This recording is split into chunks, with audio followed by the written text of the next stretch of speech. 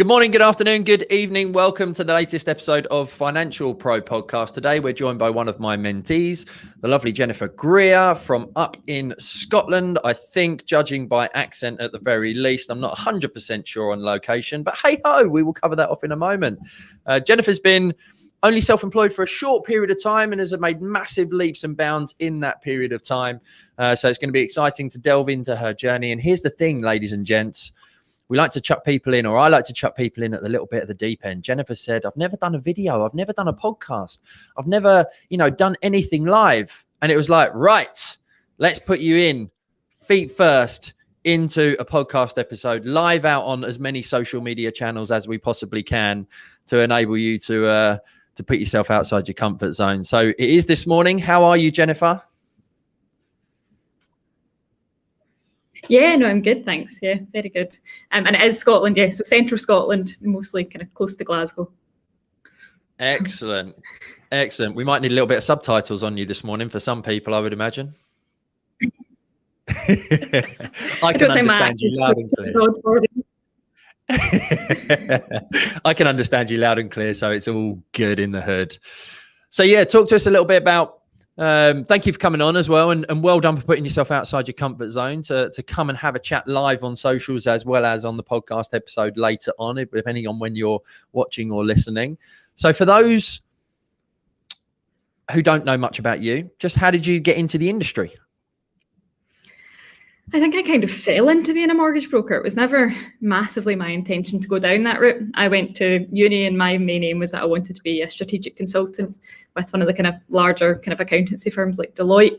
And then in my last year of university, I got really ill and I had to leave. So I spent about 18 months having to leave uni, which was devastating. And then being not really well enough to hold down a job for a long time. And then I got told I had ulcerative colitis. And then after that, got to go back to some form of job. So I started working in a call centre for Clydesdale and Yorkshire Bank in Kilmarnock. And then after that was given the opportunity to go and work in a Connell's estate agency up here. So I started off as a sales negotiator and then went on to the mortgage advice kind of route. Then started working for a smaller firm.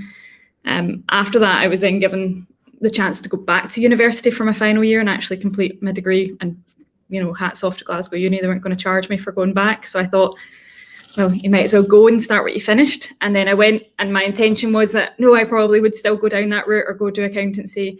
And then I got an opportunity to work in a chartered financial planning firm in Scotland, in Glasgow.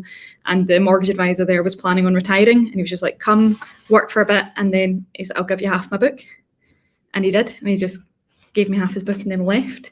And then after that, well, in the last 6-7 months, I left and set up my own. So I've set up Athena Mortgages, which only really got approval in about September, October time. And it's been wonderful, actually. It's been a really good change. Awesome. So September 2020 at the point was where you then began your kind of self-employed journey. And how much pressure did that take off, being given half a client book straight from day one?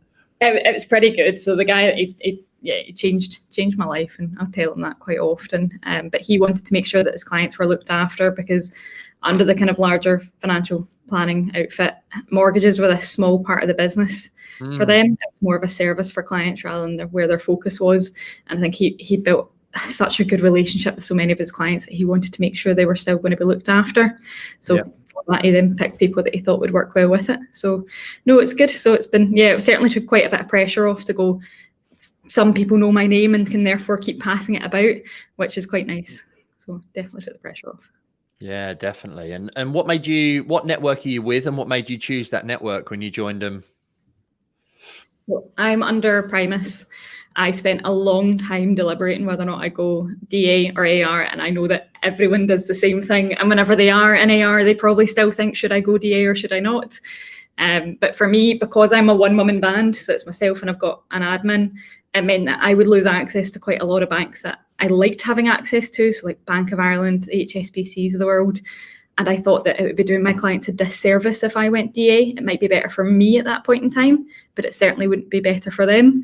So who knows what the future holds with it, but I've got to say, under Primus, huge amount of support under them. So I think there's a lot of networks that a lot of people possibly feel they don't get a lot of support, but no, under Primus, I feel, it was the right choice, definitely for me. Yeah, and obviously I did my business with them back in 2018 for 6 months, thinking I could leverage out, or considering leveraging out the compliance so I could focus on business development and strategy and everything else. So I know Primus and Richard and everybody very well. Richard's obviously been a guest on this podcast for anyone who wants to go back and have a listen to Richard Coulson. Great episode.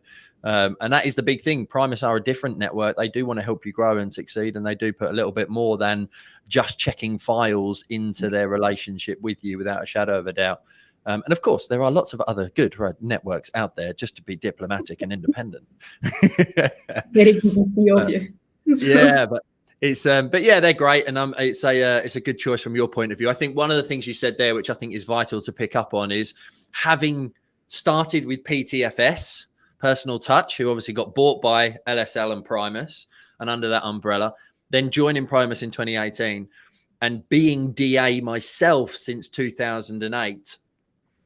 I am a firm believer that you shouldn't go DA until you've got at least 2 or 3 people on the team, because there's so much extra administration that's involved, and you definitely want somebody else to do that for you, even if it's just liaising with, the compliance person and sending files to be checked and all of that kind of jazz. So that's a big thought process. And also, the additional costs that are involved, you're going to get 100% of everything. You're not going to have to pay it away to a network, but that only really is financially viable if you're earning in excess of £150,000.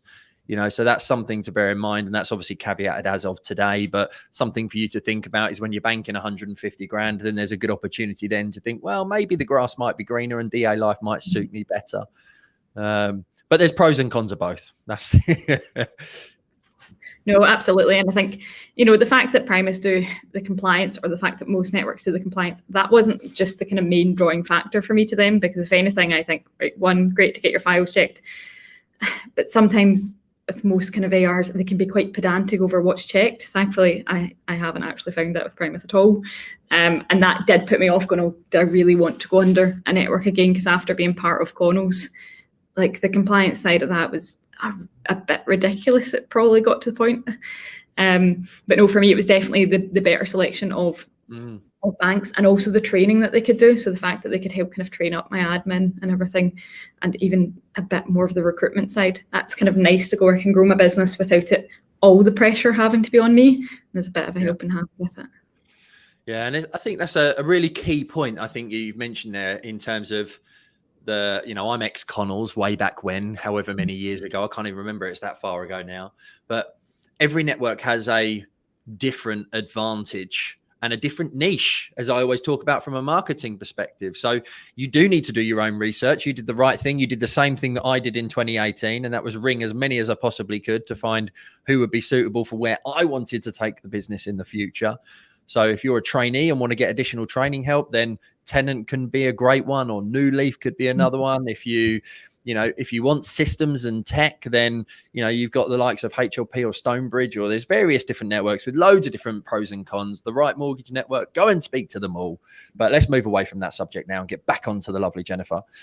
So when you went self-employed in September, that is just before the beginning of the second lockdown at the point of the pandemic.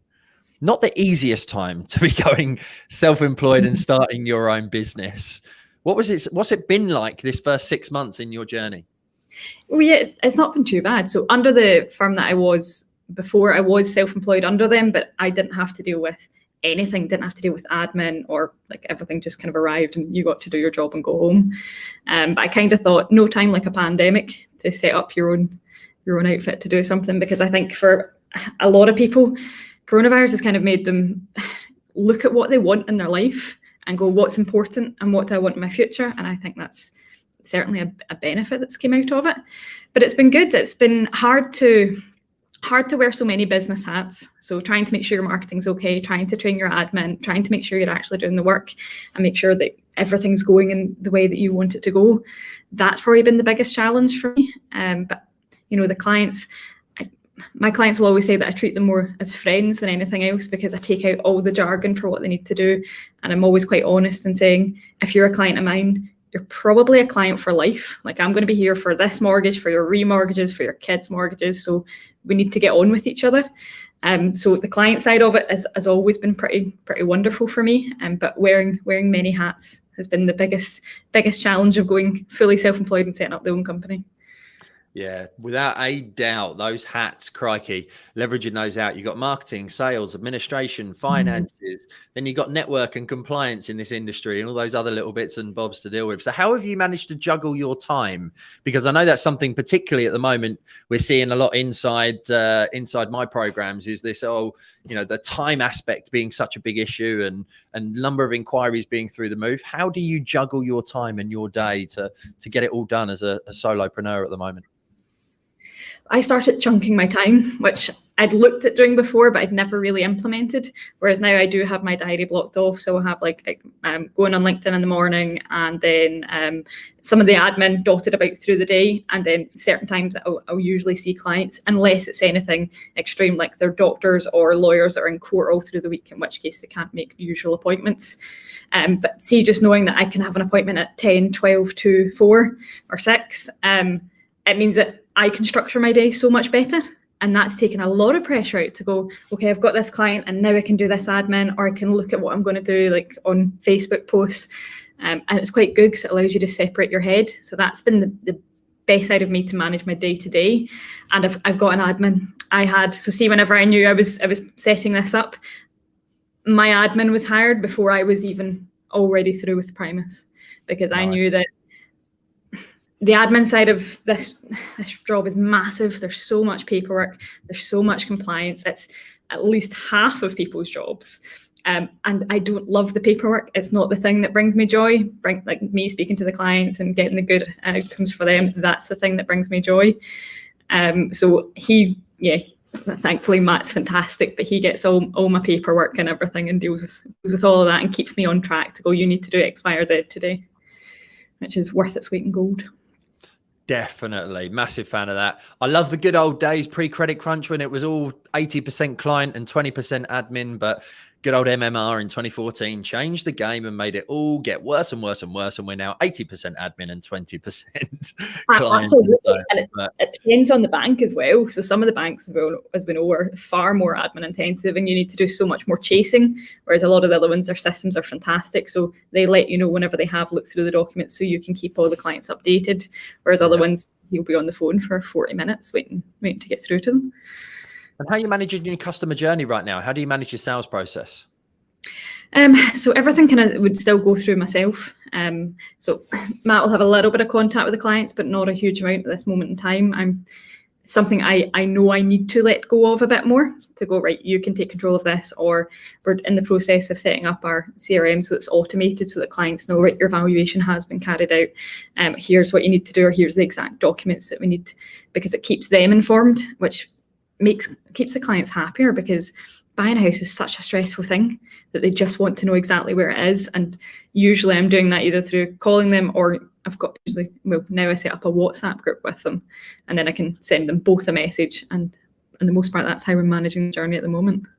Are you using any CRM system at the present time? What are you using to manage the actual customer journey? Well, I have to use Toolbox under Primus, but I see that more as compliance rather than anything else. But I'm going to be starting to use eKeeper because it can automate. But I spent a long time deliberating over them or Smarter 365. But I quite like that for eKeeper. I'm going to have to take a lot more of my time to make sure it's set up right and for everything I want it to do. But see, the fact that you can tweak so much of it, that was really appealing for me, because everyone's business is different. So you can't just blanket it saying that you want your business to run this way and you want your CRM to be this way, because I don't. I like to be able to contact my clients and them to know, right, just happy birthday, like things that are just quite nice for you to check in with, or your remortgage is due in 6 or 7 months. But let us know if there's anything in between. These things that is important for a client to know that you're still there and you're still accessible without bombarding them. Yeah.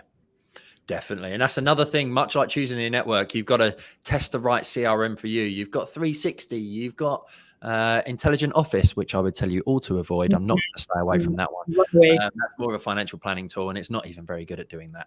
But you've got Mortgage Magic, not Caveat, haven't tested that one. 360, eKeeper, Smarter you mentioned. the beauty, exactly as you say, you'll get some errors with eKeeper, but because of the flexibility and because it's coded to the internet, it's, it's soft coding. With Smarter and the others, they'll work fantastically. But the restrictions, because it's hard coded, you can't change a thing, make it really, really difficult to tailor to your business. That's exactly the same reason I wanted to go with eKeeper, is the same reason I like being DA. I like the control. I want to set things up the way that I want to do them.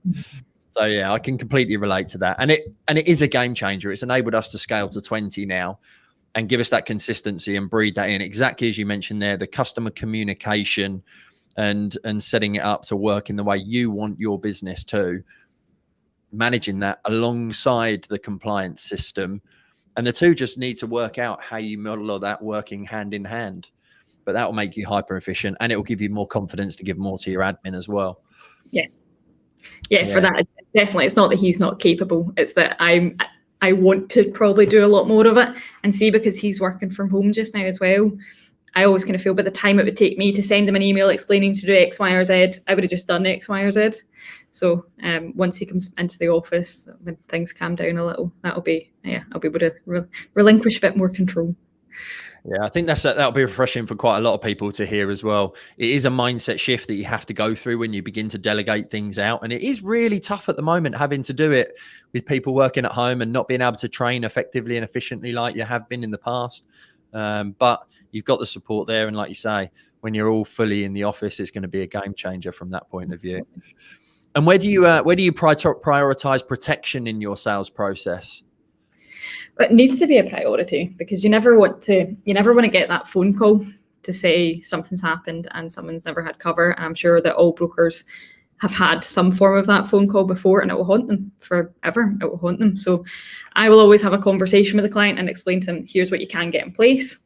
We'll normally do it at the point where, we know everything's going ahead. But you'll get some clients that will come back that aren't buying a house and still want the protection, because they realize that, critical illness cover isn't just if you have a house. Critical illness cover is just if you're alive, and you want to protect any form of your financial freedom. It's important to have that in place regardless of the house. But no, protection, particularly under Primus, huge focus under them as well. And also why I was partly drawn to them, because I felt that I could always do with more training in that area. And I actually think most advisors can do with more training in that area, because it changes so much.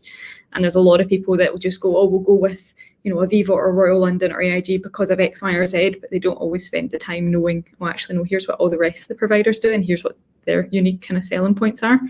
And Primus, a lot of webinars, a lot of events for it, which I think is good, because they look at it every week. And I think that it should be that much of a focus in your business. Yeah, there's a huge protection gap in the UK anyway, isn't there? And I was always trained that the mortgage is just the vehicle and the thing to open the door to get the protection sale. And if you do it properly, it doesn't come off. You don't have to worry about clawback. Your 60% of your income will actually come from protection, providing you do it effectively and efficiently. And I also do believe that if you're a bloody good mortgage broker, that you should be referring out the protection. Because especially in today's day and age, with the criteria changes, thanks to COVID, Corona, the furlough, the stamp duty, the self-employment, everything that you all know about, to do a good job and to be really proficient at mortgages and take that extra time to give the right advice and research the right lender. If someone else was taking care of the protection, who was only doing the job of the protection, everyone would make more money as a broker, but also the client would get a better service and get better advice, because you can't be a master of two products where there's 100 different pieces of criteria, 100 different medical conditions, 18 different insurers versus, thousands of products and hundreds of lenders. What do you think in relation to that, Jennifer? Is that something you're going to be doing in your business, do you think, or are you going to keep protection? No, I think it's something that I am looking at for the future. So this is where I'm trying to decide how I want to grow my business. And I think a protection advisor could be a wonderful addition to business, because that is all that they do. So they will be incredible at it. They will know, these are the BMI loadings for what you're not going to get, or you're going to be excluded from all this criteria. And they'll know that as normal. We can still deal with the client on the most part, but I think a lot of advisors get a bit afraid of the protection advisor, because that's where that's where most of your income's made, and they'll probably feel that they're giving it away. But surely it's better to give away some of it and still make the money and make sure your clients are protected and that it's a full service for all of it. So no, I think a protection advisor might actually be the route that I will be going down, because I spoke to my kind of the area manager about 2 weeks ago about it, just because I think that you can't do it all wonderfully well. And that's part of why whenever I left my previous firm, out with going DA, I wondered whether or not I should set up as a financial planner, so pension, investment, mortgages and protection. But the mortgages is what I enjoy doing the most just now, and it's also what I'm probably the most skilled in. And I thought that if you do it all, particularly if you do it all as a new company, you don't do it all well. Something's going to slip, something's going to happen, and it's going to be not usually to your detriment, but to your clients, and that's not fair. Yeah, I completely agree with you on that. And that reminds me of the Rob Jupp podcast that we had on here, who owns Brightstar, you know, the packager up in Billericay, which is in Essex where we are. And, you know, having the different silos of the business where you've got a buy-to-let team, a residential team, a commercial team, an insurance team, or this or that, the other. It just means that you've got experts working in each and every single area. So you mentioned there about the future. Where do you want to be taking your business then, Jennifer? Where do you want to be in the next 12 months, 3 years? What's your thought processes? Definitely want to have grown. So we'll want to have a trainee advisor at least, and possibly another either self-employed or employed advisor. I'd quite like to have a protection only advisor as a different part, and big believer in having admin. So either one admin per 2 advisors or almost an admin per advisor, because you let the advisor do what they're good at and it allows them to grow their business, which also grows yours. And the admin means that they're all over it and everything is carried out well, and that's better for the customer. So yeah, would quite like in 3 years have a couple of advisors, a couple of admin. That's always the plan. Just now it will probably be looking more so at a trainee advisor, and whether or not I make them just trainee mortgages or protection, and get them really, really good at that. Yeah, I think a great way to start with that would be a paraplanner. Yeah. You know, it's something I think is massively underestimated in this industry, particularly at the current time. You know, go back years, it was really easy. But in today's market, having somebody who first you leverage out everything after the application's been submitted, and then having somebody who can help you with everything before the application's been submitted, who almost acts like a PA paraplanner, helps you phoning lenders, sits on hold for you, keys your AIPs, you know, books your appointments, helps manage your diary, chases clients for documents. You know, from that point of view, you could have a fantastic business with one advisor and 2 administrators, and then potentially add in a protection advisor on the, you know, a protection advisor on the side of that. That could be such a great small lifestyle business for those that want to be at that level, that will earn you, you know, a decent income whilst giving you time to go away, do the things you love with those that you love, and not be stressed and frustrated. So sounds like a great plan. One of the biggest things that's going to be a challenge for you in getting to that is going to be your lead generation and your marketing and your customer acquisition and getting more clients. So how are you doing that at the moment, and what are you planning to do in the future with your marketing and stuff? So most of my clients just now will come from existing clients that I'd had, and them kind of still passing my name about. The marketing side of it, that's probably been the biggest struggle for me, because you're right, in order for me to know if I can hire another advisor, well, I need to know how many leads am I getting organically and how's it coming in that way. And if I throw, you know, whatever at it in order for the lead campaign, what will that net me, and, you know, how many leads am I going to get from it? Mostly doing Facebook at the moment, and really trying to stick to that. And I'm quite honest, I'm not the best at being consistent with it. I'll post once and then I'm like, oh, I forgot to post this entire week. Whereas this week I've posted a few times, which has been quite nice. Videos for me tend to get the most engagement. So did one for Star Wars Day, because if you're like me, you're probably quite sad for May the 4th, but it seems to have got quite a good response, and I've got a few points off the back of that. But yeah, trying to be consistent with that and with the leads, because that is how the business is going to grow. I'm getting slightly better than what I was at asking clients for referrals. Before, I never would have. I would have just presumed that they would have came in. Whereas now asking, is there anyone else you think I can help? And that in itself is helping get me more clients in through the door as well.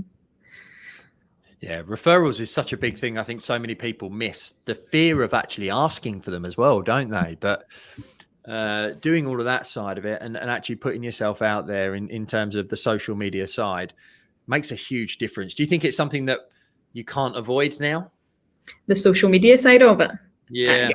you can't. You've got to be known, because particularly for kind of our generations, you spend so much of your time on Facebook, on LinkedIn, online, that, you know, we don't pick up a paper as much if we read a newspaper article. It's because it's came up on our phone. That the best way to get your name out there, it is going to be online, always. So. Yeah. Yeah, you can't run away from it. It's not going anywhere. The millennials and the Gen Zers, I think, is the one underneath that. They're on it more than ever. You know, my eldest turned 9 this week. My other one's 6. Hunter, my 3-year-old, can use an iPad better than his mother. It's like they're just the world they're growing up in now. My girls make videos. They're creating a YouTube channel and all that kind of stuff. It's just the way of what's going on. There was me with my Amstrad when I was younger, and sending fax messages to my friends when I was at school. Yeah, that was the thing. Like, even if you were going out to meet your friends before, you had to be like, you'll definitely be here at 6 o'clock, because you had no way of knowing like if they were going to not be there or not, because you only had the house phone. Whereas now, I think people would feel they've lost a limb if they didn't have their phone, or if Facebook or LinkedIn and everything that went down for an entire weekend. Like, everyone would be sitting there with palpitations, because we're so used to being able just to connect so easily with people. But we connect, I don't know, almost, I was going to say superficially, because people like some things but they're not necessarily engaged. So it's trying to make sure that you're not just there on social media, but you're really active on it. You respond to the comments that come in, and that you really do interact with your clients, so it's approachable.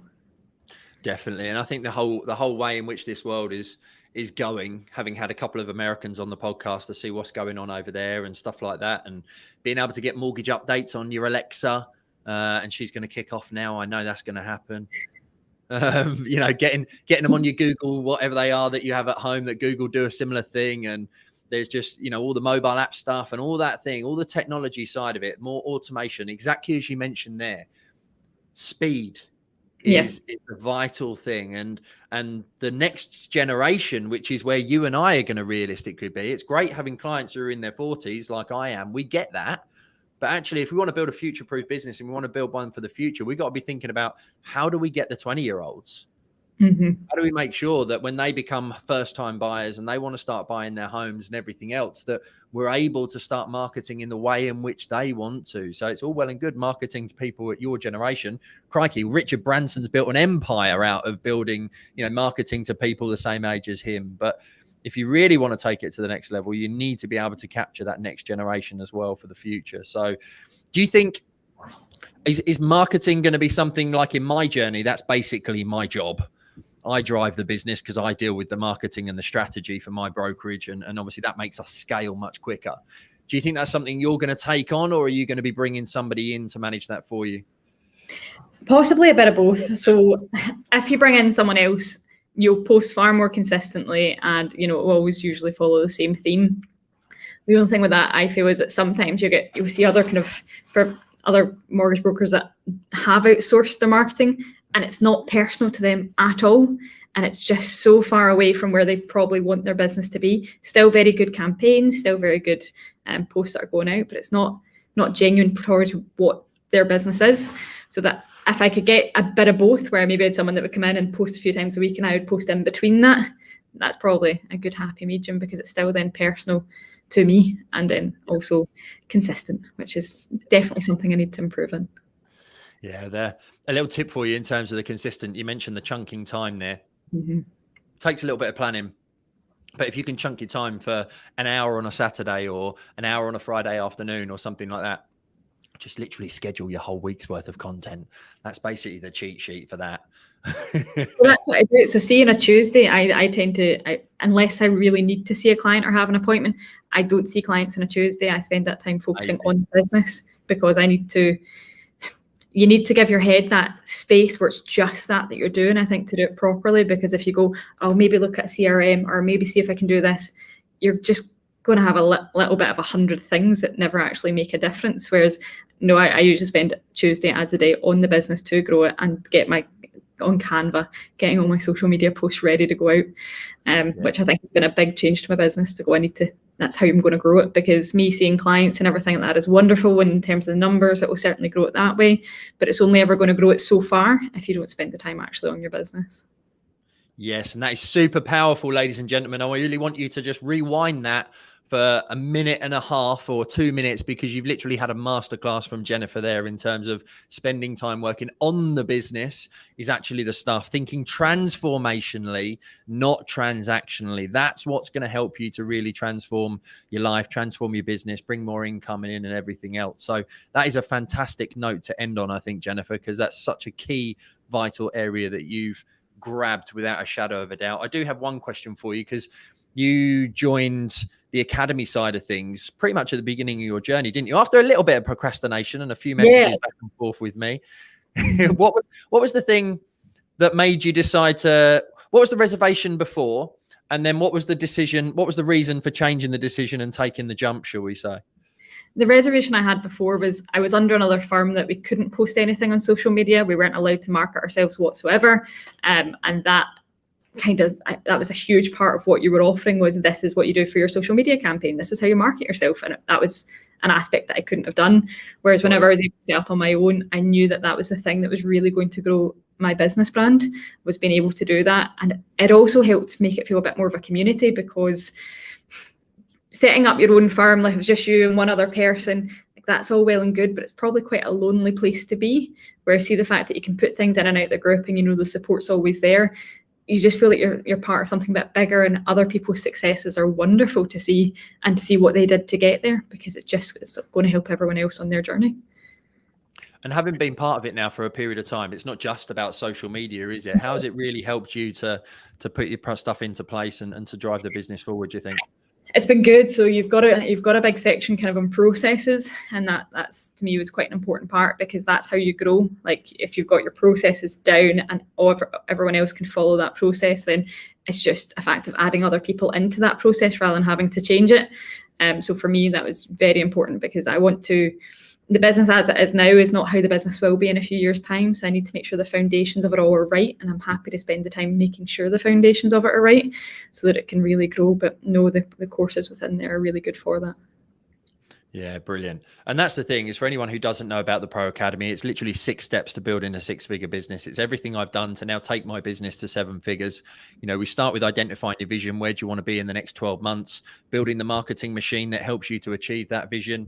Exactly as Jennifer said, putting the process in that manages the marketing and manages the client journey, to then systemize that so that you can automate it and make it efficient as much as possible, giving you the step number 4, bringing people in, admins, advisors, to manage the system and the process, allowing you to focus on sales and KPIs and metrics, to then move on to the last step in number 6, the overall business model, and where you really want to drive it forward. That's where, when you get to that step number 6, the vision, marketing, process, people, and sales, you're then at the point where you're working transformationally. You're marginally making marginal gains on each of the other 5 areas, and you're really building that business model for the future.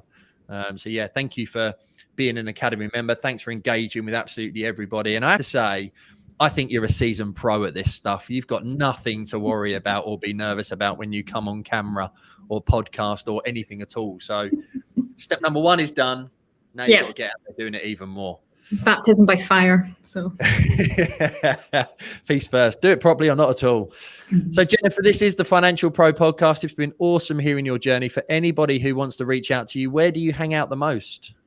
Usually LinkedIn or social media. So you'll get me, you usually get me personally on LinkedIn, and if not, even through Facebook.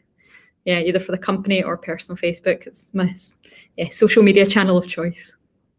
Perfect. And we'll put links in the show notes and all that, so you'll be able to find Jennifer if you need to, and find her on the social media channels. And with this being, as I say, the Financial Pro podcast, perseverance leads to results, which creates opportunity. What does pro mean to you? So what does pro mean to me? Yeah, correct. Just doing things properly. I think making sure that you're looking at all aspects of your client journey and how you want to grow as your business, and just getting it all right, because it's too big a thing to get wrong. Not for you, but for other people. It's their house, it's their livelihood, it's making sure they're protected. So, and I think being pro, it makes sure you're following all the steps correctly, which is good. Love that. Thanks very much indeed, Jennifer. Ladies and gents, thanks for listening to another episode of the Financial Pro podcast. Make sure you go back and listen to all the other episodes. We are over 100,000 downloads now and over 150 episodes for you to dive into everything relating to marketing, sales, interviews, business structure, growth, development, all the insights from building my 7-figure brokerage and taking it to the next level as well. Over and out. See you on the next episode. Remember, now's the time to become pro.